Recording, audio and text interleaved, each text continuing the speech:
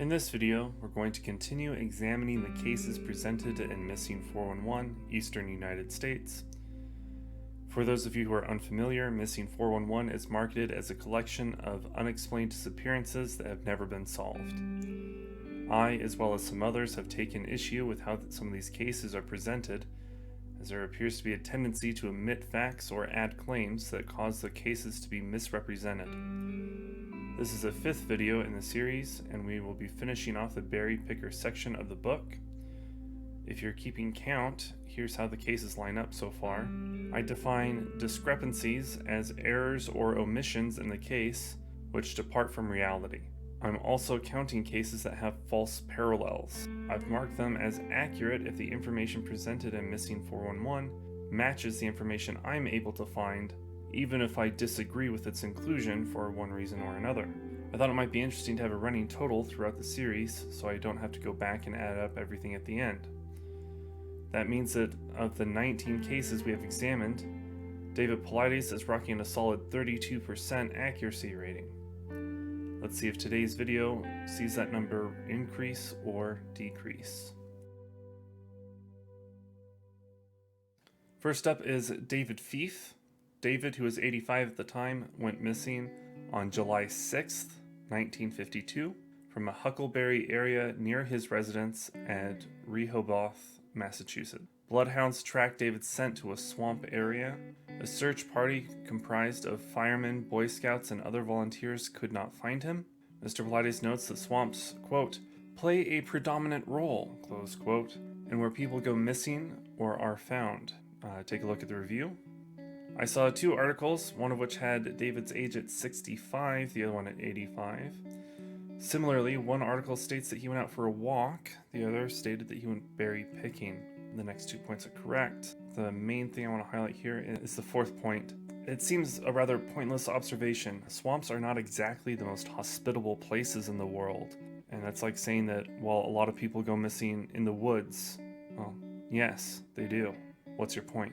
That aside, there's not a lot here, but what is here seems to be accurate, so we'll move on to the next case. Gary Bailey. Gary, who was 3 at the time, went missing on July 17th, 1954, from Spears Mountain, Knox, Maine. The family of 3 was spending the day picking blueberries. Sometime during that day, Mrs. Bailey was with friends, and Mr. Bailey was in charge of Gary. Mr. Bailey is blind and lost track of Gary at some point. 500 searchers looked for Gary, but no evidence was found on the first day.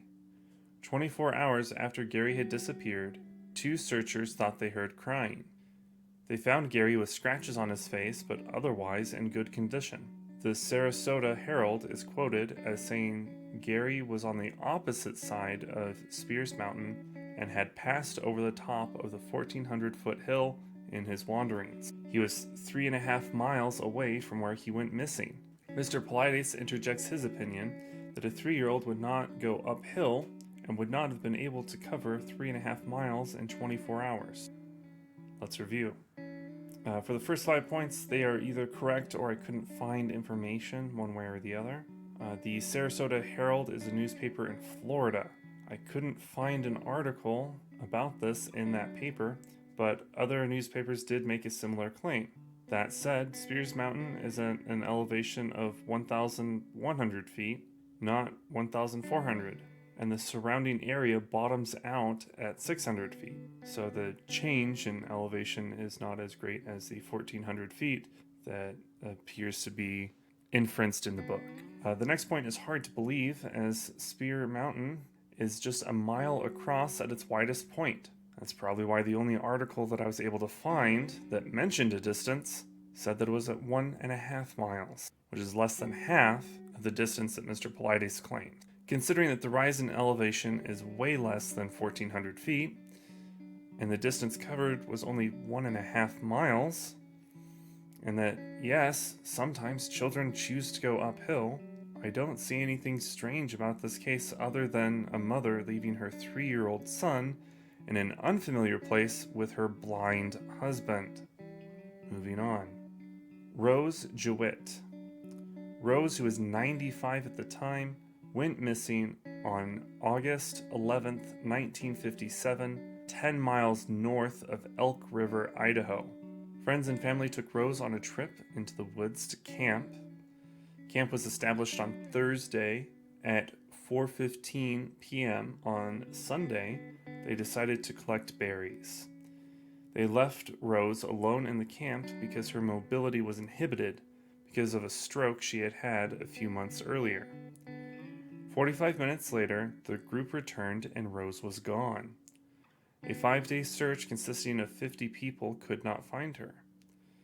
Bloodhounds just circled the camp and stopped at the road. Mr. Pilates takes time here to call them useless. Some think that Rose got a ride out of the camp, but the children don't believe it. On October 19th, 1957, a $300 reward was offered for any information about Rose, but she was never found. There was no blood or signs of attack at the campsite. Mr. Pilates asserts that the only possibility in this case is abduction, and the family would have surely heard a vehicle on a dirt road. Let's review. There's a lot to unpack here, and there's a lot of conjecture from Mr. Pilates that we don't normally get, so let's look into it. The first 3 points seem correct to me. The fourth one seems incorrect. The articles I was able to find suggest that Rose did wander away from the camp. Some mentioned a recent heart attack, but one did mention a stroke. No articles I saw, however, suggested that she had impaired mobility due to the stroke or other condition besides being 95 years old. It seems like they left her behind because she was asleep, not because of limited mobility. The search did last for a few days and had around that many people. If the bloodhounds circled and stopped at the road, that's useful information that supports the theory of abduction. As such, I'm not sure why he calls them useless if that is indeed the case. Unless he's saying that they didn't pick up any trail at all, which would lead to the theory that she had just wandered off. Eighth point seems correct. As for the reward money, the reward was $500 if she was found alive, $300 if she was found dead. In today's money, that's around $5,000 and $3,000 respectively. The 10th point is correct. There was no blood or signs of an attack. The last point is so wrong. What Mr. Pilates fails to mention is that Rose wasn't the only thing missing from the camp. Let me quote an article here. Quote, Johnson said Mrs. Jewitt had left her coat at the pickup truck and had changed there to another pair of shoes. A bucket was missing from the camping equipment, and Johnson surmised Mrs. Jewitt had gone into the woods in search of berries. Close quote. So in the end, we have another case of Mr. Pilates making assertions, saying that, quote, there is only one possibility in this case, abduction, period. Close quote. That is remarkable, coming from a former police officer, when there is evidence that she changed her shoes, shed a coat, and grabbed a bucket. Or is he suggesting a kidnapper who was waiting in the woods and targeted a 95-year-old woman, also stole her shoes and a bucket, but took nothing else? Moving on. Richard Ricky Craig. Ricky, who was 5 at the time, went missing on August 15th, 1957 at 10 a.m., 20 miles south of Mount Adams, Washington.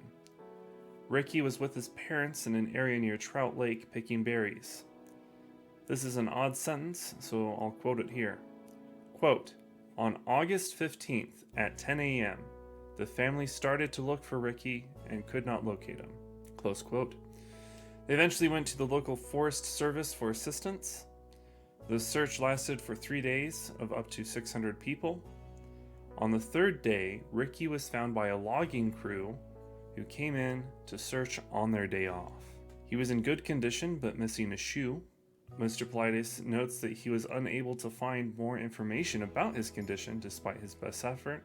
Ricky never spoke about what he did in the wild for those 2 days or how he got lost in the first place. So just to clarify before I move on to review, Ricky was alive, of course, when he was found, which is great news. Let's review. First 2 points appear to be correct.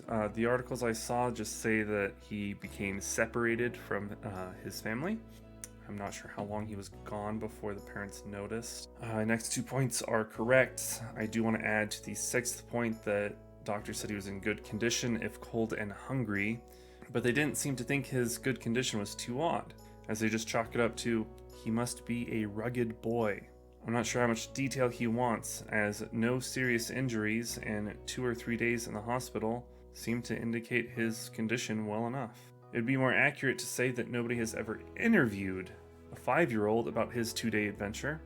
From what I can tell, he did mention that he ate a lot of huckleberries and was worried that his parents would be mad at him for losing one of his shoes. As such, it does sound like he told rescuers at least a little about his ordeal. Mr. Pilates doesn't mention it here, but bloodhounds were used successfully in this case, though they were temporarily thwarted by a cold fog. Just thought I would mention.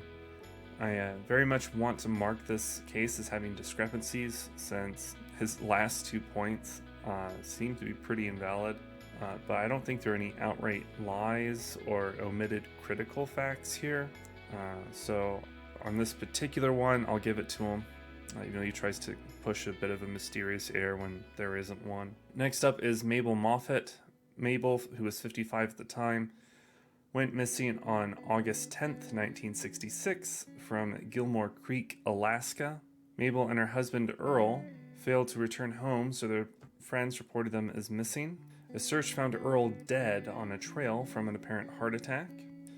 Mabel was found 2 days later, 2 miles away from Gilmore Dome, in poor condition. She was rushed to the hospital and later released. Mr. Pilates says that this case is very odd. Quote, what caused Earl to have a heart attack? Why wouldn't Mabel have walked back to her car and summoned help if she was able to do so? Close quote. Let's review. The first 2 points appear to be correct. I didn't see anything about where Earl was found, but yes, the coroner agrees that he died from a heart attack. To add some context, she was found about 1.5 miles where her husband's body was found. I'm not sure why Pilates mentions Gilmore Dome, but doesn't give any relation of where that is to anything else. It would have been easier for readers to understand where she was in the context of distance from her husband's body. The final point is that police speculated that the pair had wandered too far from their car and gotten lost. This would explain why she was not able to return to the car. She was already lost at the time. Stress, such as the stress of getting lost in the woods, is known to cause heart attacks. This is especially true the older you get, and Earl was 59 years old.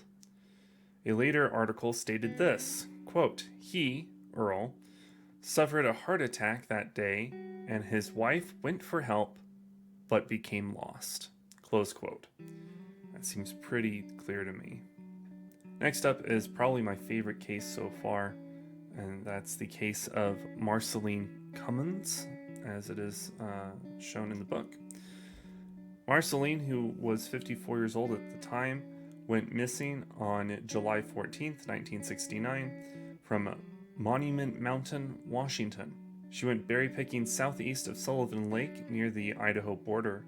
Mr. Pilates notes that it's an interesting coincidence that she disappeared in this area, because there are many women who disappeared near Coeur d'Alene, which are covered in Missing 411 Western United States. Let's review. This is one of those cases that was so sparsely covered in the book, I'm not sure why it's in here, because he includes so little information. Let's do what we can.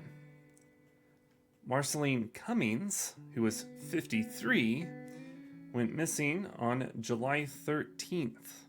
She was berry picking with several other people from Spokane, and very few people were involved in the initial search. It wouldn't surprise anyone at this stage to learn that there's more than 100 miles by car between Sullivan Lake and Coeur d'Alene. It's hard to give specifics since no names are given, but I guess it's hard to draw geographic parallels when there aren't a lot of mysterious disappearances. If you're interested, I was able to find earlier in life that Marceline was a building permit clerk and the president of Shadle Park High School Orchestra's Parents Association. And here's where we get to why this is one of my favorite cases. She also apparently had an incredible will to live. Jigsaw would be proud. Here's a quote from Spokane Chronicle on July 18th, 1969. A Spokane woman lost since Sunday on a huckleberrying trip fashioned a shelter of ferns and fir boughs to protect herself from the near-freezing temperatures of night. For food, she ate berries and heads of clover, and when rescue neared in the form of a helicopter, she climbed to the top of a beaver dam and waved her blouse on a stick to attract attention. She did an astounding job taking care of herself, better than most men. Close quote. She attributed her survival to keeping her cool in her faith. She gives a lengthy interview about her experience, which I'll leave in the sources, just because I found it really interesting. I actually think it would make a pretty cool movie. This is where I would normally criticize the author for including a case in Missing 411 that is solved and the person is found alive, especially considering that finding this information only took me a few minutes. But I'm actually glad I got to look into this case because Marceline was one cool lady. She was in the newspaper multiple times giving comments about the goings-on in Spokane. She seemed like an important part of her community. She even sent the donations she received for her recovery to the men and women who came with searching dogs at their own expense. Hats off to you, Marceline. May you rest in peace. We're getting pretty close to the end now. Next up is Raymond Tunnicliffe. Raymond, who was 79 at the time, went missing on August 26th, 2002 from Tracy Lake, Saskatoon, Canada. He stopped at a general store in Waiaquin and told the owner that he was going hiking to Tracy Lake. He also said if he didn't return within 3 days, to call the authorities. The search lasted for just 2 weeks, consisting of planes, canines, and ground teams. No evidence was ever found. Let's review. The first 2 points are correct. I want to clarify the third point. It was a joke. He made the comment, quote, "If I'm not back in 3 days, call in the troops," close quote. He was an army man himself, and I've said this similar thing to my loved ones as well. When I go on a trip, hey, if you don't hear from me in X amount of time, call for help. The fourth point seems correct. Saying that there's no evidence is very misleading. His van was found 9 kilometers, or 5.5 miles, just off the highway. His keys, wallet, and vitamins were inside of the van. There was some speculation that he locked himself out of the van, which would have been an issue because it was rainy and cold at the time. His berry pail was found in April of 2003, and his remains were found in May of the same year by a representative of the KOSAR, who went out and searched every day since Raymond first went missing. For full disclosure, I couldn't find the article where a DNA test was performed to confirm that the remains found were Raymond's, but given the evidence, searchers and law enforcement both were confident in saying that it was him. Next up is Frank Spack.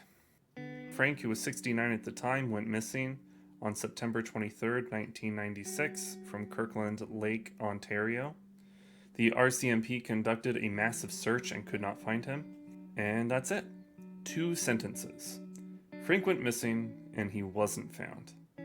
I couldn't find any articles on Frank, but Mr. Pilates did manage to leave out what I would argue is a critical piece of information. Frank suffered from Alzheimer's disease. The next case is Luciano Trinissich. I'm very sorry for butchering that last name. Luciano, who was 78 years old, went missing on July 24th, 2007 from Murphy Road near Timmins, Ontario. He went blueberry picking. A 7-kilometer area was grid searched. Air searches also occurred of a larger area. Luciano's Jeep was found in the search area, but Luciano was never found. Mr. Pilates poses a connection between this and the Frank Spack case because they were nearby. Let's review. This case was mostly all correct, except for the last one. I'm always excited whenever I see Mr. Politis say something is close or nearby. I just love how loose his definition is of that particular word. This time the two locations were 86 miles away by car. I'm not going to bother marking this as a discrepancy since it's just the usual theory spinning and not an actual fact of the case, and plus he kind of needs a win here at the end. Let's move on to the conclusion. So here we are at the end of the berry picker chapter. Would you believe that we're only 20 pages into a 342 page book? Oh boy. As for what conclusions we can draw at this point, I want to highlight the ages of those missing people. We've already discussed the average age of a missing person, which is around 27. There's an awful lot of missing 33-year-olds, specifically. I was worried that people would think that if you average out lots of children and senior citizens, which seem like the primary age groups that would go missing, you would come out with a number like 27 or so.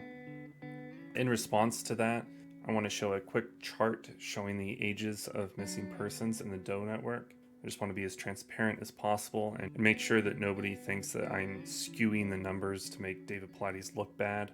As you can see from this chart, the majority of cases fall between the ages of 14 and 40. And now I'm sure you're curious, how does the data in Missing 411 look so far? Are you seeing what I'm seeing? Or more accurately, are you not seeing what I'm not seeing?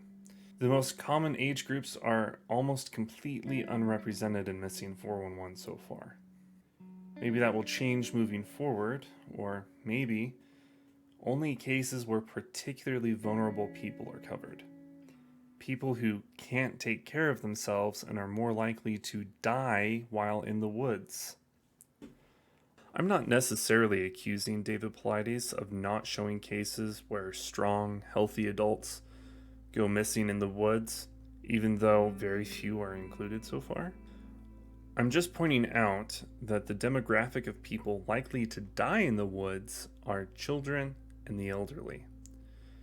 Speaking of not necessarily accusing anyone of anything, let's go ahead and take a look at the current standing of cases in terms of accuracy.